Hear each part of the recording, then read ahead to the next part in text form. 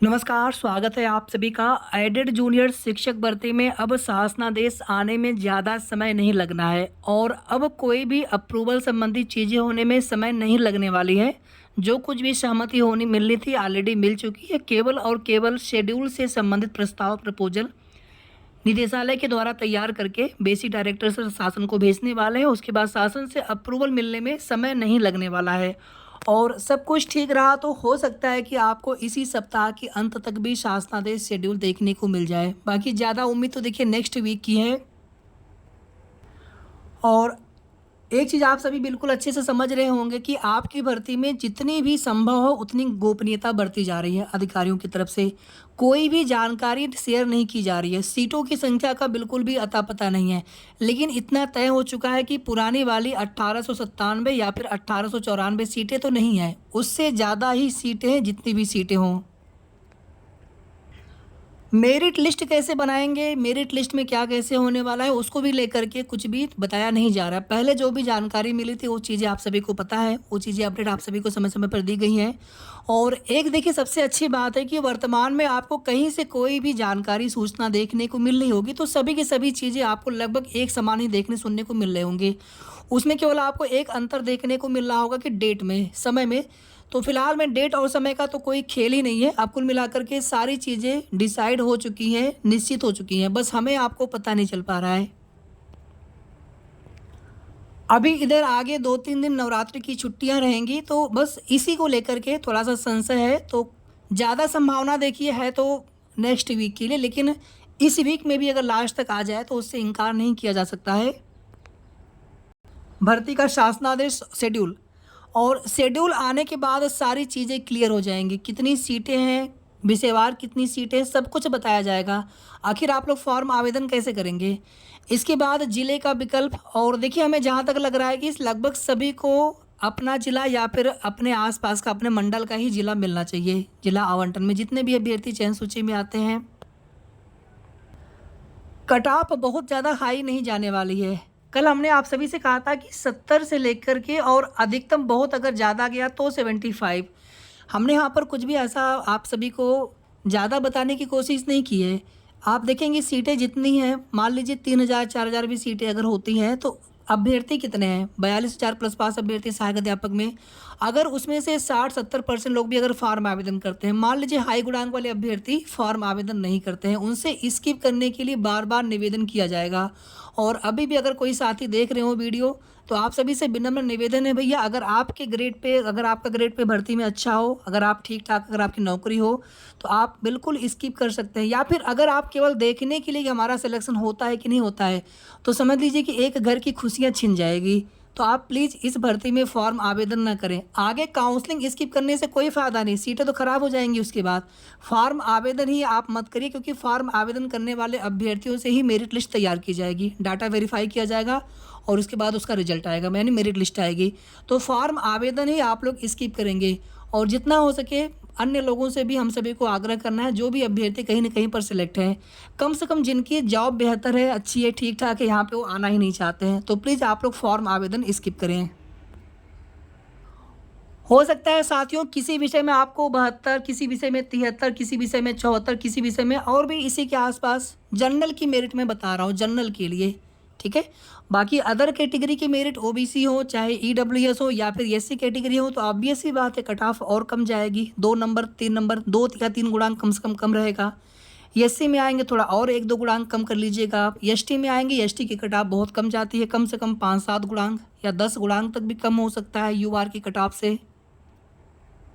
अब देखिए आप सभी के मन में कुछ सवाल हैं डॉक्यूमेंट संबंधी, 2-3 कमेंट हमने कल देखे थे तो उसी पर थोड़ा सा बात कर ले। जैसे मान लीजिए किसी के पास, अगर आपके पास एप्लीकेशन फॉर्म ना हो, रिजल्ट अगर आपके पास है या फिर अगर आपके पास रिवाइज रिजल्ट भी नहीं, तब आप क्या करेंगे। पहली चीज़ देखिए, आपको कम से कम रजिस्ट्रेशन नंबर, रोल नंबर कुछ तो याद होना चाहिए, कहीं पर आपने नोट किया हो या कोई फोटोकॉपी वगैरह आपने रखी हो, इतना तो होना चाहिए। एडमिट कार्ड आदि कुछ भी तो आपके पास होना चाहिए, कम से कम आप फॉर्म आवेदन तो कर पाएँ। बाकी रिवाइज्ड रिजल्ट के लिए जब पोर्टल, जब आवेदन स्टार्ट होंगे साइट पर, ऑफिशियल साइट पर, तो उस समय हमें लग रहा है कि निश्चित रूप से आप लोग जब अपने डैशबोर्ड पर जाएंगे तो वहाँ पर अपना डैशबोर्ड ही खोलता है। आप पहले भी आप लोग जब फॉर्म आवेदन किए होंगे तो वहाँ पर आपका डैशबोर्ड खुलता था लॉगिन करने के बाद। तो उसी प्रकार से दोबारा से आपको लॉगिन करना पड़ेगा। आपके मोबाइल नंबर आदि होने चाहिए जो आपने फॉर्म भरते समय दिया होगा, तो जिसकी सहायता से, और पासवर्ड अगर आप भूले ना हो, तो कुल मिलाकर के कोई भी आपको दिक्कत नहीं होने वाली। दोबारा से आप रिजल्ट भी डाउनलोड कर पाएंगे और हो सकता है कि आप अपना एप्लीकेशन फॉर्म भी डाउनलोड कर पाएँ। और अगर एप्लीकेशन फॉर्म नहीं होता है तो इसकी वजह से किसी का सिलेक्शन नहीं रुकेगा, हालांकि काउंसलिंग के समय मांगा जा सकता है। कल कुछ साथियों के द्वारा जो कि डायरेक्टर बेसिक सर से मिले थे, तो उनके द्वारा यही जानकारी दी गई। आप लोगों ने अगर हो सकता है देखा भी हो कि 10 से 12 दिन अधिकतम समय लगना है भर्ती का शासनादेश आने में, यानी कि 14-15 अक्टूबर तक अधिकतम। बाकी साथियों, हमें अभी भी लग रहा है कि दशहरा के आसपास आपका भर्ती का शासनादेश शेड्यूल 100% आ जाएगा।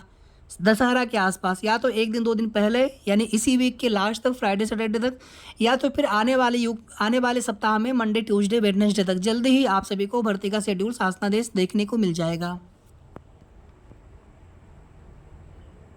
एक जानकारी हमने कल आप सभी को और दी थी कि जो ये प्रपोजल भेजा जाना है, इसमें अधिकतम 7 या फिर 8 अक्टूबर तक ये प्रपोजल बना करके भेज देंगे, क्योंकि ऑलरेडी देखिए उनके पास सब कुछ पहले से प्रपोजल बना करके तैयार किया गया था। उसमें केवल जो भी डाटा वगैरह फीड करना होगा, डेट वगैरह फिल करनी होगी, बस वही फिल करके वो प्रपोजल बना करके भेज देना था।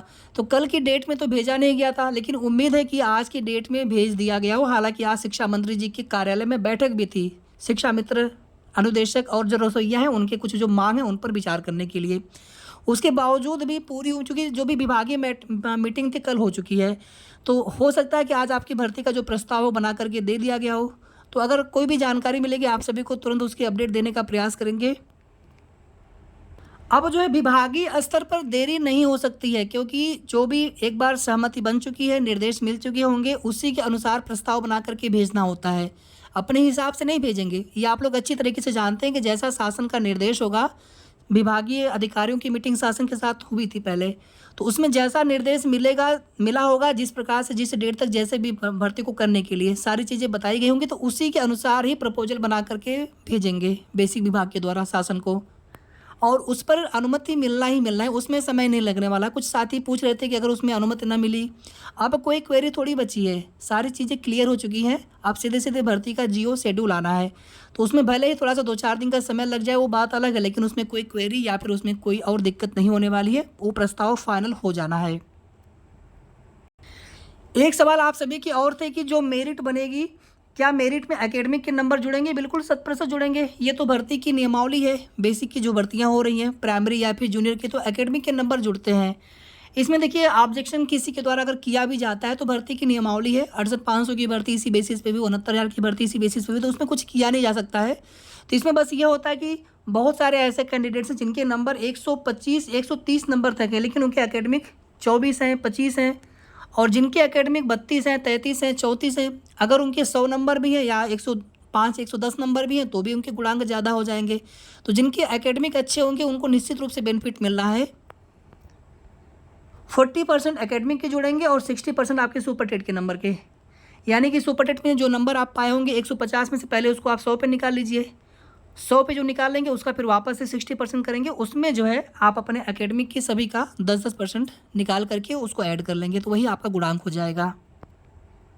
सीटें 100% बढ़ रही है, बस हमारी और आप सभी भी अपने इष्ट देव से प्रार्थना करें कि सीटें अधिक से अधिक हों, क्योंकि सीटों की संख्या किसी को नहीं पता है। और इवन बहुत सारे जो भर्ती संबंधित चीज़ें हैं वो नहीं बताई जा रही हैं। बस इतना पता है कि हाँ, फॉर्म आवेदन लेकर के आगे फिर रिजल्ट जारी करेंगे, मेरिट लिस्ट जारी करेंगे, बस इतनी ही चीज़ें पता है। और शासनादेश आएगा, विज्ञप्ति आएगी और वही विज्ञप्ति शेड्यूल के लिए होगी, और उसी विज्ञप्ति के आधार पर आपको सारी जानकारी, और उसी के आधार पर भर्ती प्रोसेस शुरू होगा।